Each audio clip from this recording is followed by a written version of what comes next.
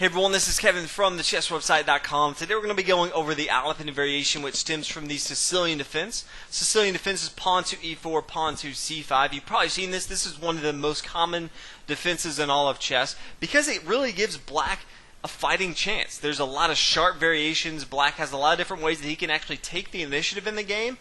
So a lot of top players, GMs, club level players will play this not only because it gives them an opportunity to draw, but there's so many different ways for black to take over the game and actually win the game. So a lot of white players actually don't play e4 because they're afraid of pawn to c5. So today we're going to be going over a different variation that I recommend. It's kind of the anti-Sicilian attack from white. Most times you'll see, knight to f3, you'll see pawn to d4. These are things that black wants to see because it allows them to go into their sharp variations that most of them have studied up on. But the Alapin variation is just pawn to c3, and it tries to do two things. One, the Alapin variation tries to take away all the initiative that black wants to gain in the game. So that's very, very important. To get your opponent out of their comfort zone is extremely important. The second thing is white really wants to gain control of this d4 square right here. Very, very important in chess, especially in the Sicilian defense. Black playing pawn to c5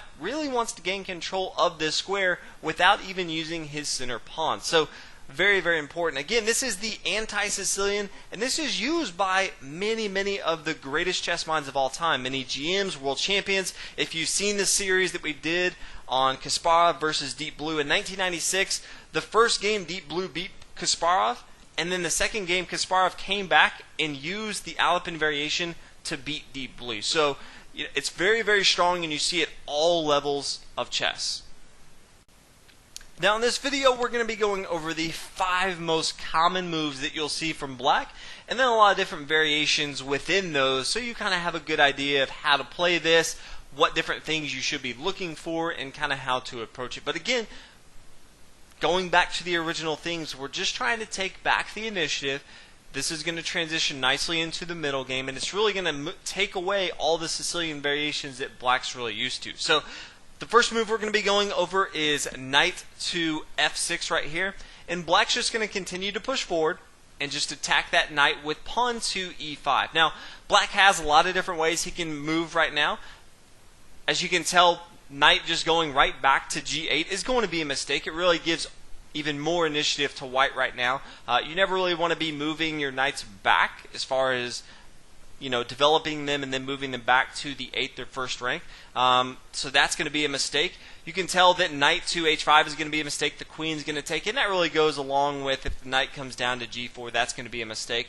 It's also going to be a mistake if he brings his knight down to e4. All white has to do now is just kick his pawn up to d3 right now. The knight no longer has anywhere to go. He's going to be taken. He can't come back to d6, f6 right here.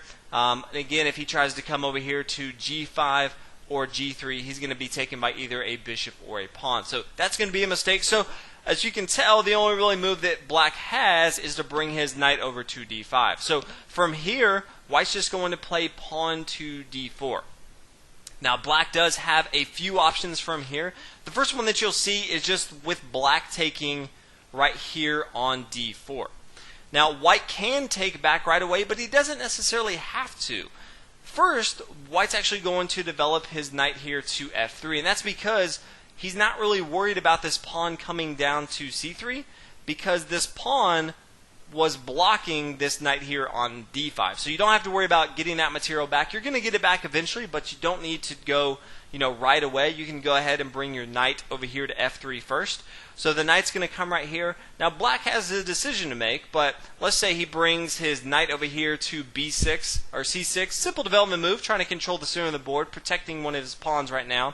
Then white can go ahead and take. Now again, what do we want to control the center of the board with? You always want to control the center of the board with your pawns, and then you have your minor pieces protect those pawns, especially in the early game. Now, as we move into the middle game and end game, those things change, but early on, you control the center of the board with your pawns. So when you're thinking about which piece you're going to take with, is it going to be the knight? Is it going to be the pawn? We're definitely going to be taking back with our pawn. Pawn's controlling the center of the board. So from right now, as you can tell in this variation that we've gone over, white has a very, very firm foundation in the center of the board. This anti-Sicilian. This is not Sicilian at all from Black's perspective. Very, very well developed. This knight here on f3 is both defending both of these pawns right here, and it's very, very nicely gaining control of the center of the board. So that is what happens if that pawn takes here on, if we come back here to d4. You might also, instead of the pawn taking first here on d4, the knight could come over here to c6 first. A lot of times these are all going to kind of go into the same place, end up in the same variation, but from here, all White's going to do is continue with the same thing, is bringing his knight here to f3. This is a very, very important square for this knight. You see this typically, the knight coming to f3, but in this case particularly, it's really defending all the critical squares early on into the game. So from here, it doesn't really matter, if the pawn takes right here. If not, White can continue to develop. He can always bring his bishop involved into the game. He can pin down this knight if he wants to, castle on the king side. But again, once this pawn takes, all White has to do is take back. He's really gaining a strong center of the board. So again, this is what happens from the very beginning if the knight comes down to f6. Next variation we're going to be going is if the pawn goes to d5. Now for a long time it was thought that pawn to d5 from Black was kind of the go-to move. That kind of fell out of favor, and again it was that knight to f6 being the main line. This was kind of the secondary move that people kind of try to bring back. But from here, White's just going to exchange on d5. So he's going to take with his pawn here, and then the queen's going to come down to d5 and take. Now, White's just going to continue to push forward again. He wants to gain control of that d4 square. Common theme, take all the initiative back and gain control of this d4 square. And he does that, he can just play pawn to d4. Again, if White takes, White's just going to retake with his pawn right here. If Black wanted to, he could always, try to develop his knight. He could bring his knight here to f6. White could bring his knight here to f3. Again, trying to gain control of this d4 square right here. Doesn't really matter where Black's going. I do want to go over one another thing that you'll a lot of times see in the Alapin variation. So we'll go ahead and bring the knight here to c6. One thing that you'll see is that this knight right here, typically this knight will come to c3. That, as far as simple development move from White, you'll see that in a lot of variations throughout chess. In the Alapin variation, it's a little bit different because, as you can tell, we move our pawn to c3 early on, which is a slight disadvantage because you would like to control the center of the board with your knight, especially early on. So you have one of two options. One is if your dark square bishop comes out into the game. Once he's out, you can now bring your knight to, let's say, d2 if you need to. You got to make sure that it's the right time. But another idea that you always have is bring your knight initially to a3. Now, later on to the game, you definitely want that knight to be in the center of the board, but you can always bring your knight to a3, and then if you wanted to, you could bring, your bishop to c4. It's again protected by that knight, and that's really controlling the center of the board and putting a lot of pressure, on this f7 square, which is a weakness for Black early on, and then it allows White to castle on the king side and further his development. Now, you don't want to leave your knight here on a3, but as far as initially getting him involved into the game, bringing your knight to a3 is not a bad move. Another variation that you may see from Black is just pawn to e6. Now again, White's going to continue, and he's going to start just pushing forward with pawn to d4. And Black has two options. One, he could just take. If he exchanges right here, White's just going to recapture with his pawn again, trying to control this d4 square, but also trying to control the center of the board with his pawns. Definitely has the upper hand right now as far as initiative. From here, Black has a few options. If he wants to go ahead and get his knights involved into the game, he can. The knight could come to c6, and then White could respond with knight to f3. If Black decides instead, he could bring his pawn down to d5, and then White can go ahead and exchange right here. And then he can go ahead and develop, let's say he could develop his knight here to, c3, putting pressure on this pawn to d5. Now, again, this kind of goes along the lines of what we talked about, taking the initiative back from Black from the Sicilian defense. Any of the sharp variation lines from the Sicilian defense do not look like this with all of Black's pieces back here on the 8th row. So this is really getting your opponent out of their comfort zone. Now, he doesn't, again, have to bring his pawn down to d5. he could play another move. He could get his bishop involved into the game. He could bring his bishop down here to b4, and you could either block it, with knight to c3. You could always, place your bishop, or he could always get his another knight involved into the game to f6, attacking this pawn. The pawn can now come to e5, chasing it away, or the knight could just come here to c3. Simple development move, and also protecting this pawn here on e4. So white has a lot of the initiative, and again, this looks very different from a typical Sicilian.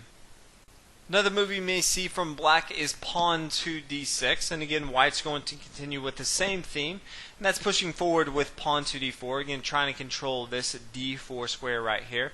Now black has a few options. If he wanted to, he could always take with his pawn right here on d4, and then after white takes, white's going to have a huge advantage right here. It doesn't really matter where black goes. If he wants to go ahead and bring his knight to f6, white can just continue to develop. He can bring his knight here to c3.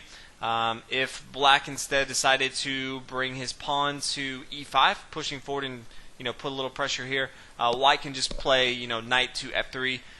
Development move, center control, but white just has a lot more initiative right here. So definitely going to be a very, very strong game for black. Now black also has the ability to, instead of playing pawn takes here on d4, he could instead bring his knight over here to f6. Now, there's a little variation difference here. Instead of, bringing your knight involved into the game, we don't want to bring our knight yet to f3 because our pawn right here on e4 is being attacked. In this case, all we have to do is bring our bishop to d3.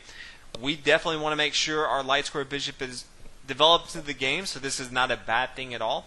And then from here, it doesn't really matter. Once, if the knight comes here to c6, putting more pressure on this pawn to d4, now white can go ahead and play knight to f3.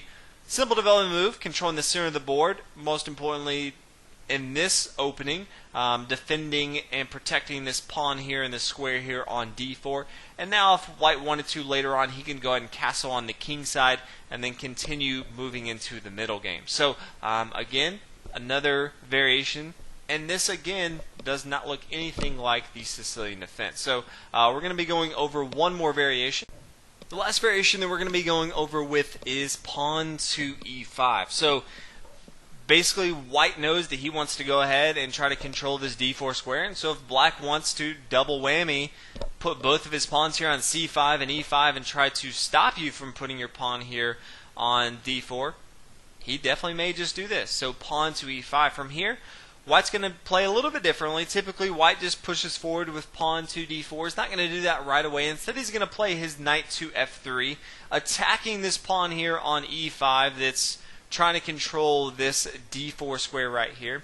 So black has a decision to make as far as how he's going to protect it. The most logical place, definitely doesn't want to bring his bishop here to d6 because that blocks off this pawn. It can't really move, which makes it harder for this light square bishop to get involved into the game. So typically, again, minor pieces are meant to be developed, control the center of the board, and also protect your pawns. So from here, you'll see knight to c6, simple development move, controlling and defending this pawn here on e5, so white really can't do anything. But white can now play bishop to c4. Again, kind of allowing an aggressive move from white here, putting a lot of pressure again on this f7 square, which is a huge weakness for black early on into the game.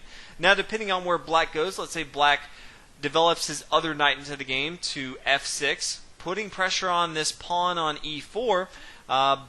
White typically would like to bring his knight to c3, nice central square.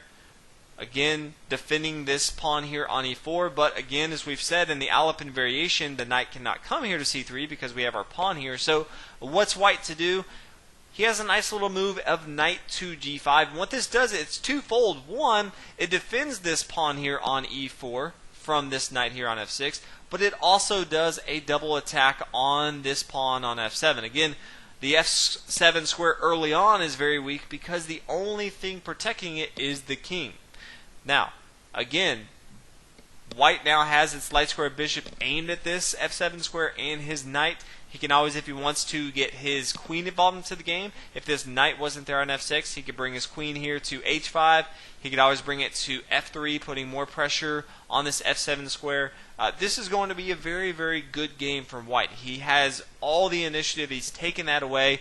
And then later on, once he's removed this defender, then he can proceed and he can start pushing forward with pawn to d4 and control of that as well. So the Alapin variation, again, it's a very, very strong opening. Anytime you have an opponent that really enjoys playing the Sicilian defense, I recommend trying this out just to kind of get your opponent out of their comfort zone. So there's not a lot of tricks and traps and lots of variations that are just crazy with sharp tactical lines. But what this does do is it gets you into the middle game with the spatial advantage.